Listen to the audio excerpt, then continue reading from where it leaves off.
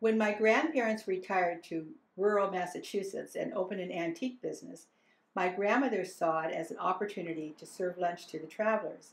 She started serving what would become known as the best clam chowder in New England. To make this New England clam chowder, you will need one recipe of bechamel sauce, which you can find on my channel, 2 ounces of bacon, ham, or pancetta. I'll be using pancetta. 2 cloves of chopped garlic, 1 medium diced onion, 1/2 of a cup of chopped celery, 3 medium russet potatoes diced, 1 teaspoon herbs of Provence, salt, and pepper. You'll also need 1 cup of chicken broth and 1 cup of half and half. And as an optional ingredient, 2 ounces of sherry. I've added some olive oil to our pan, which is on flame, and now it's time to add the pancetta. Stir it around, and you just want to cook this until it gets a little bit crispy. It won't take but a few minutes. When you're happy with your pancetta, it's looking a little bit brown and crispy, you want to add your onions.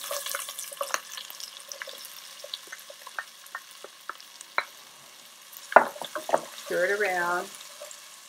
Your next addition will be your garlic. And your next addition, your celery.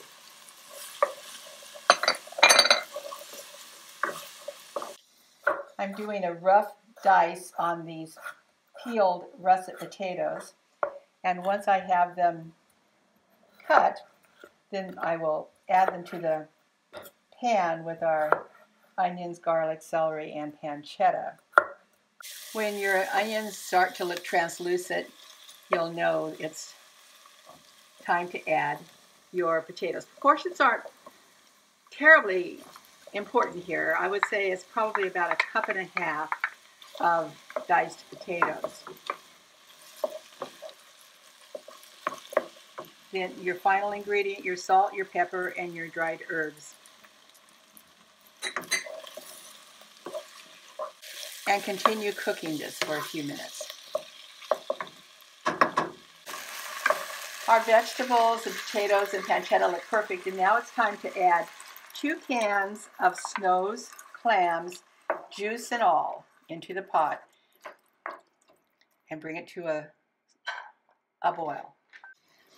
Once you have it on a gentle boil, it's time to add your cup of chicken broth or vegetable stock, whichever you want to be using, and bring it back to a boil. Because you made your bechamel sauce ahead of time, you've noticed that it's firmed up and it looks completely gelatinous, and that's fine. And now you just scoop it out of the pan and add it to your chowder base. So as I've stirred our thickened bechamel sauce into the chowder broth, it's starting to thicken nicely and giving us that wonderful chowder texture that we're looking for. Potatoes and celery and onions all still need to cook a little bit longer until they're tender. Once our beautiful chowder has started to thicken, I am going to add the 2 ounces of sherry because I just love the taste of sherry in a cream sauce. And then I'm just going to lower the heat, cover this pot, and let it simmer for about 15 minutes. And the final step will be adding 1 cup of half and half. I just tested the potatoes for tenderness and they're perfect, and so now it's time to add in our 1 cup of half and half to finish off this beautiful New England clam chowder. Once it reheats, it'll be ready to serve. My grandmother was a clever businesswoman, but not necessarily a great cook. Her favorite New England clam chowder came straight from a Snow's soup can. Using her kitchen witchcraft skills, she added a few touches to the canned soup, and it soon became known that the shed at Rooster Hill served the best bowl of clam chowder you'll ever eat. When we would visit my grandparents, one of my jobs was to go downstairs into the basement and bring cans of soup upstairs to the kitchen. My next job was to remove the labels on the cans before depositing the cans in the garbage. So while this isn't my grandmother's recipe, it is my tribute to her creativity and cleverness. The shed's famous clam chowder, which was actually Snow's canned soup, was a well-kept family secret.